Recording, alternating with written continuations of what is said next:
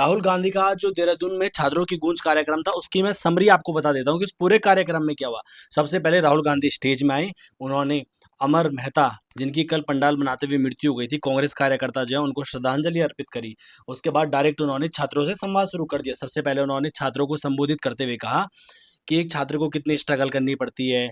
केवल उसका खुद का स्ट्रगल नहीं होता, उसके फैमिली वालों का भी स्ट्रगल होता है, उसके माता-पिता और उसके भाई-बहन किस तरीके से पूरा स्ट्रगल करते हैं। उसके बाद डायरेक्ट उन्होंने बच्चों से संवाद किया। संवाद करते हुए उन्होंने 4 बच्चों को स्टेज पे बुलाया, जिनके नाम थे कल्पना, आरती, तनिष्क और हसमुख। जो हसमुख थे वो बिहार से थे, बाकी तीनों उत्तराखंड के रहने वाले थे। जिसमें सबसे पहले कल्पना जोशी जो थी, वो पटवारी भर्ती की तैयारी कर रही थी। उन्होंने कहा कि 2025 में भी उन्होंने एग्ज़ाम दिया था, उस समय उनका एग्ज़ाम पेपर लीक हो गया था और 14 जून को उन्होंने दोबारा से एग्ज़ाम दिया और अब उसका रिजल्ट आना बाकी है। उनको भी उन्होंने ये भी कहा कि मुझे डर है एग्ज़ाम पेपर दोबारा लीक ना हो जाए, बहुत सारी तैयारियां लगती है।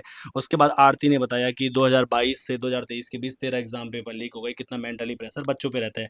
तनिष्क कांडपाल ने एक बात बोली जिसमें उन्होंने कहा कि जो प्राइवेट कॉलेज या प्राइवेट सेक्टर है वो किस तरीके से पनप रहा है। प्राइवेट मेडिकल कॉलेज, अगर हम सरकारी की बात करें तो 3 गुना ज़्यादा हो गए हैं। और जो हसमुख बिहार के थे, उन्होंने तो ये भी कहते हैं कि हम तैयारी करते करते बूढ़े हो गए हैं, हमारी उम्र हो गई है, कई बार एग्ज़ाम पेपर लीक हो जाते हैं, इससे हमें बहुत मेंटली प्रेशर रहता है बच्चों पे। फिर नीट एग्ज़ाम पेपर लीक में एक लड़की की मृत्यु हो गई थी, रिया।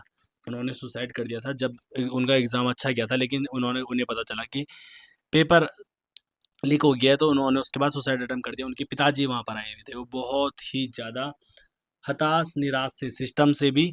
और उनके कहना था कि सरकार अपना इस्तीफ़ा तो नहीं दे सकती, कम से कम मेरी बेटी को या उन लोगों को जिनकी में मृत्यु हुई है, उनको श्रद्धांजलि तो दे सकती है।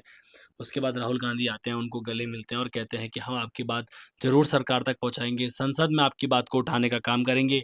और इसके बाद आता है एक इंटरेस्टिंग पार्ट, जो अभिनय सर है मैथ वाले, वो भी स्टेज पर आते हैं, जिसकी किसी को उम्मीद नहीं थी, किसी को इस बारे में पता भी नहीं था कि अभिनय सर वहाँ आने वाले हैं। अभिनय सर आते हैं, वो भी कहते हैं कि हम पे दम होना चाहिए अपनी बातों को रखने का, हम सिस्टम के आगे डरते हैं। मैं भी एक टीचर हूँ, मेरे जैसे और भी टीचर है, बस वो अपनी बातों को कहने से डरते हैं। उसके बाद अभिनय सर वहाँ से चले जाते हैं, फिर राहुल गांधी जी के पास वापस माइक आता है और छात्रों को मोटिवेट करते हुए स्पीच देते हैं और छात्रों की गूंज कार्यक्रम खत्म हो जाता है। लेकिन इस कार्यक्रम के दौरान माइक की बड़ी दिक्कत नजर आई। मैं कांग्रेस पार्टी के प्रदेश अध्यक्ष गणेश गोदाल जी से निवेदन करता हूँ, उस माइक वाले को आप पूरी पेमेंट मत कीजिएगा।